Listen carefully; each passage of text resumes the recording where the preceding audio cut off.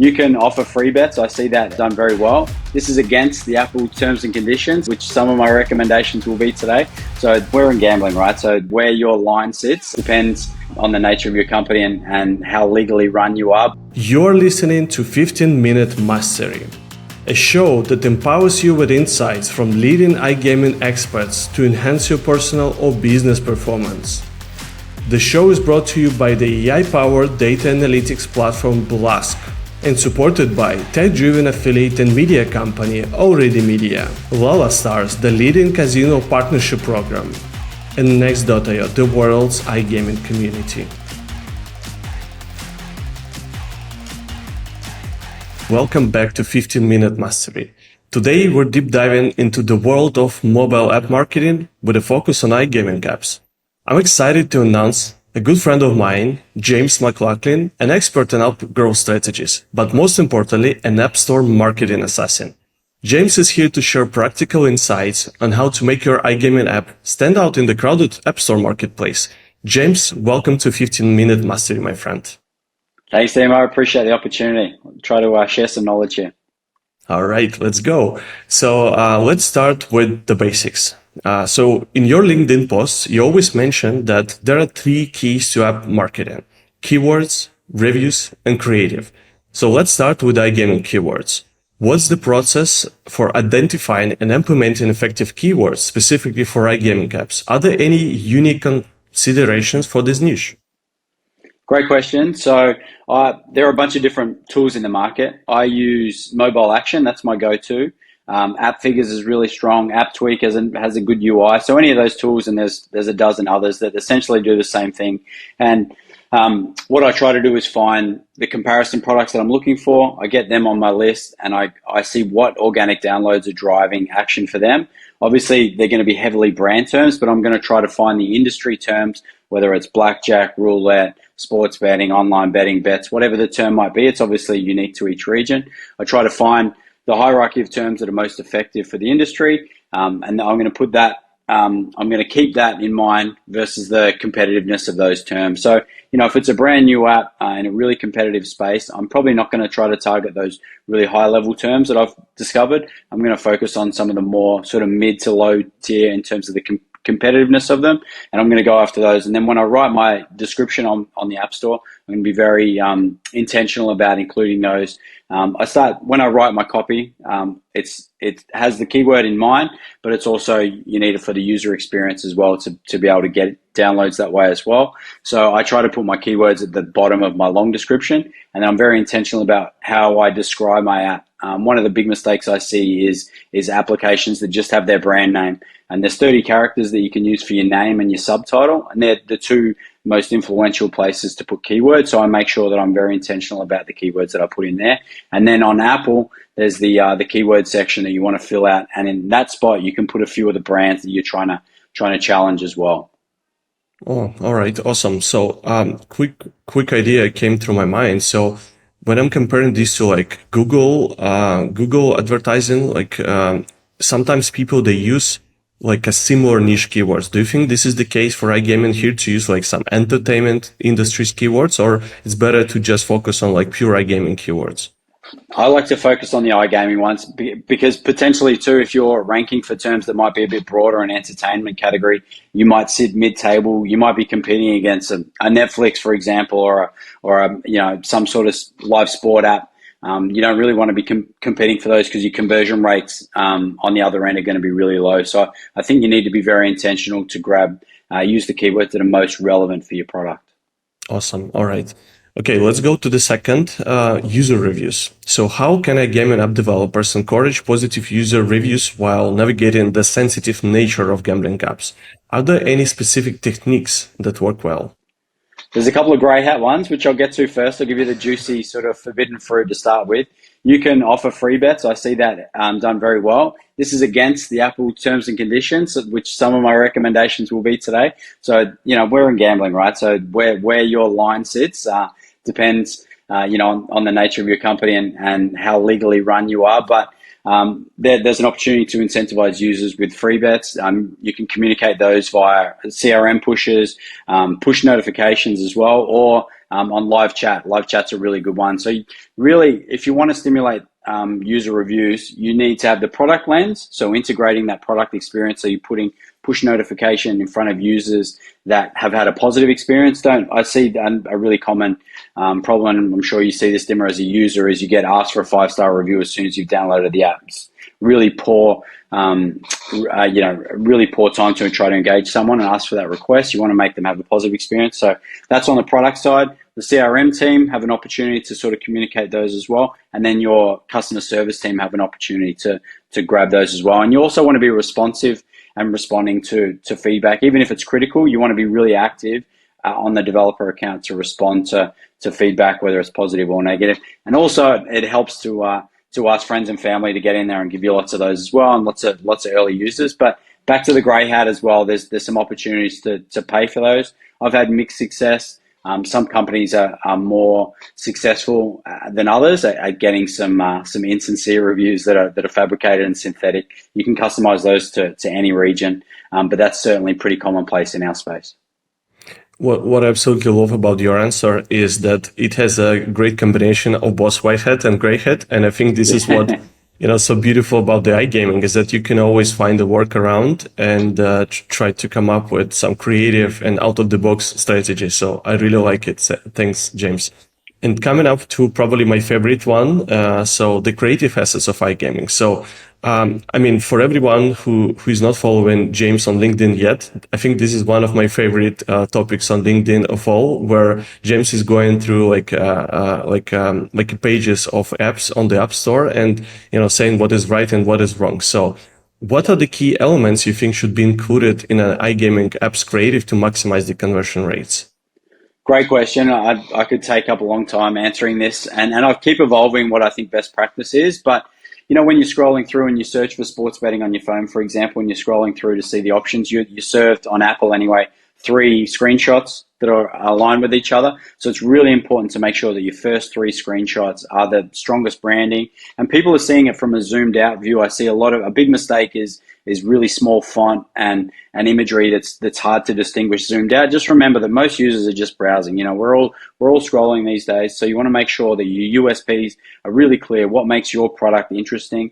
Why should I download it? In our space, it's really great to have a promotion at the front. If you can do that in your region, I see that. That's a very effective way to have that match deposit bonus put up at the front, and then communicate what are the other strengths of your product. So it's really important to make it on brand, make it colorful, make it stand out, make the typographies really big and bold, and put your strongest foot forward. Because really, most people are only seeing your first 3 screenshots, so you really need to nail those. I like to look at some of the most competitive spaces as well to get different ideas. So finance is a really strong category where you get some really good particular, in crypto, there's some really strong creative there as well. And the other thing, Dimmer, just to confuse people, is Apple allows you to do the custom product pages and in-app events as well. So the custom product pages means you can put different screenshots for different campaigns. So my NBA screenshots can be different from my casino or my blackjack screenshots. So it's really important, and they're different users, right? So you want to be able to communicate differently on the screenshots there. That's a really simple strategy that's still not used very well. And then the in-app events is another creative tile. Apple's it's a creative company, right? They're a massive designer-led business, the most famous one in the world, really.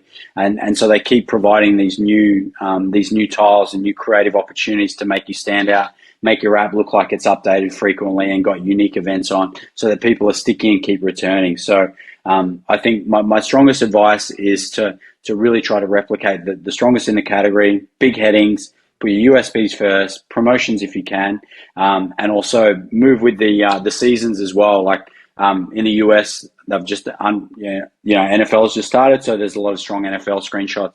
When NBA starts, you kind of pivot over to being an NBA-led product as well. Certainly when there's that new energy. So you need to move seasonally when events are changing as well. Wow, I absolutely love it. I had no idea that you can use events in such a beautiful and targeted manner. If you can only name one company, like just one iGaming company, which you think's creative strategy within stores are the best in the world, what is this company?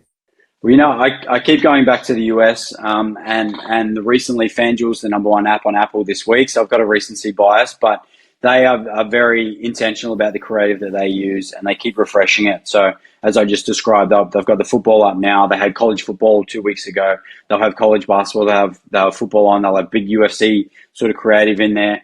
That blue stands out, and it's big fonts, and there's always promos first. So they're really good. DraftKings are also really strong. In the UK, I love Sky Sports. I feel like they do a great way to put forward the personalities and the famous former athletes that they have as part of their content. So I think that they do a great job as well. So all those Flutter brands, I think, do a really strong job. And Dabble, I'll give Dabble a little shout out. I've had the pleasure of working with a good team at Dabble, and they do a fantastic job with that rich purple and promotions and mixing it up seasonally as well. So I'll give Dabble some love. Oh yeah, I love what these guys are also doing. It's a great example. Okay, so we're done with the basics. Let's go to a more complex ones. Advertising, and especially advertising strategy. So how does your approach to ad platforms like search ads and Apple ads differ for iGaming apps compared to other categories? Are there any specific challenges or even opportunities? Good question. I think it's a bit of rinse and repeat. I've got some clients in the finance space at the moment. It's very much the same strategy, which is what I touched on before, leaning into those custom product pages. So, if you've got a different feature set or a different user that you're trying to hit, and your app might talk to different users, then it's really important to distinguish that with different creative. The best example I've got running at the moment, I look after or work with the guys at Matchbook in the UK, and we have really strong, we've got a roulette custom product page, a blackjack custom product page, a slots custom product page, and then the primary tiles are around football, and we've got some election stuff in there. Obviously, that's a huge market. So we're just having that differentiation of creative and then matching the keywords, obviously, to those terms is the best. My other strategy is being very intentional about the keywords you use and using the exact match searches. So a common issue with accounts that I take over is it's very broad, it's very messy. If you go into Apple, it's very easy to set up, right? Apple Search Ads is a very easy platform to use. The UI is simple, and there's a bunch of suggested terms. What I see clients often doing is just batching them all together and having their brand terms, competitor terms, industry terms, casino, sports betting, all just shoved in the same mix. You really need to separate your campaign so that you can determine what's working best and serve that unique creative for each different user. Awesome. I think not many companies in the world even heard about Apple Store ads, right? If you can give us a little tip to understand how they are compared in terms of the size with, let's say, Google or Facebook, which are, probably the most mainstream for most of the advertisers out there. So where, App Store advertising sits within these two biggest boys. Yeah, I think it's historically been a bit of a forgotten channel, but it's really come up, and I don't know, 20%, 25%, depending on that's what I think your marketing budget should be for this channel. Super effective. It's very efficient.